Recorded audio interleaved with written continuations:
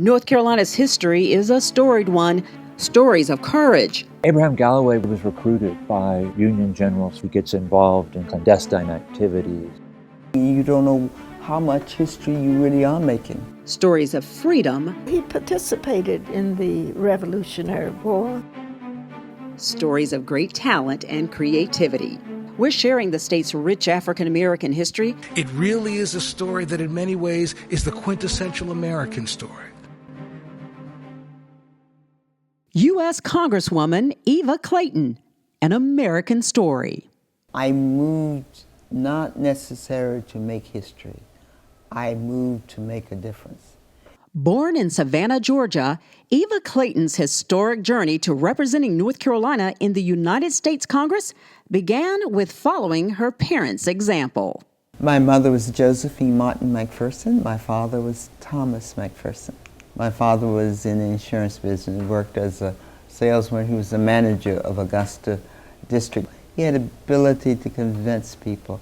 My mother, most of her life, worked as a seamstress, though early in her life she had taught school. And I learned from both of them the determination. My mother was a very determined person, the kind of person who saw a need and would organize. She became the president of the PTA.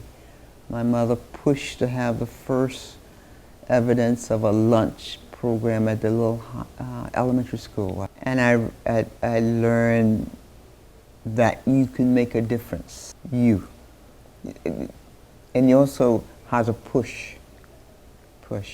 She strengthened her determination and drive with higher education. At Johnson C. Smith University, Clayton earned her Bachelor of Science degree in biology and a master's in biology and general science at North Carolina Central University. I went to college with the idea that I would become a doctor and and I was going to Africa. Neither of those happened. I met Theodosius Clayton, and he decided to go to law school. And the rest is history. We came to Warren County. When we came to Warren County, there was very little political participation. What I mean by that, very little blacks registered. I invited the American Women's Service Committee to come here and to be engaged in voter registration. And then 1968 came around. No one said they would run.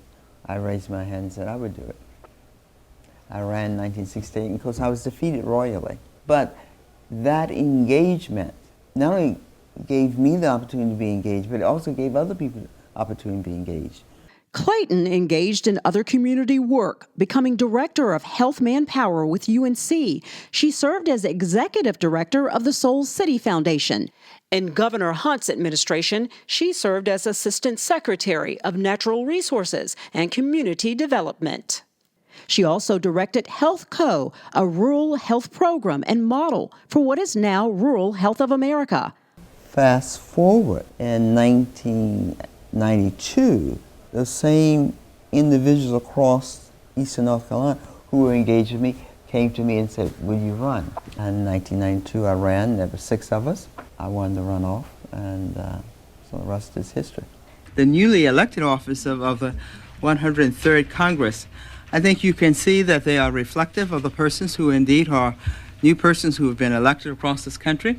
I am Eva Clayton. I come from North Carolina. I'm from the 1st Congressional District, and I have been elected as president of the class, I'm proud to say. Clayton became the first African American to be elected from North Carolina since 1898, when George White won his last congressional term.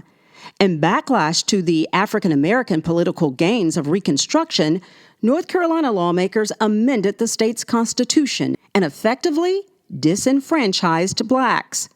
No African American representation between Congressman White departing in 1901 and Clayton winning in 1992. 91 years. History making. I knew that intellectually, but emotionally, it didn't hit me till afterwards. George White, his famous remark, I may be the last now, but there'll be others who will follow me. I was the first African American woman. So sometimes you're pushing and you don't know how much history you really are making. I was really doing it to make a difference. Eastern North Carolina needed to have economic development. Eastern North Carolina needed to improve in education.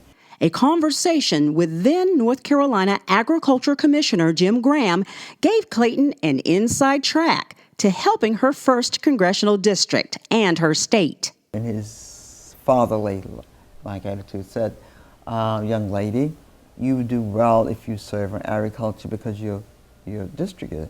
And he was so right.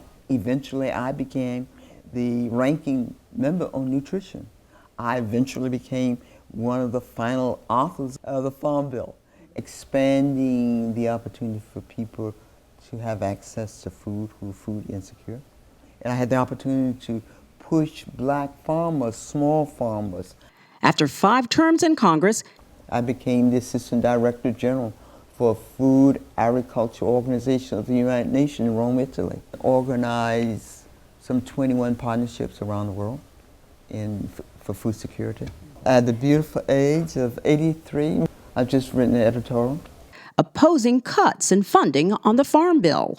So what's next is to make sure I keep my eyes focused on those kinds of things.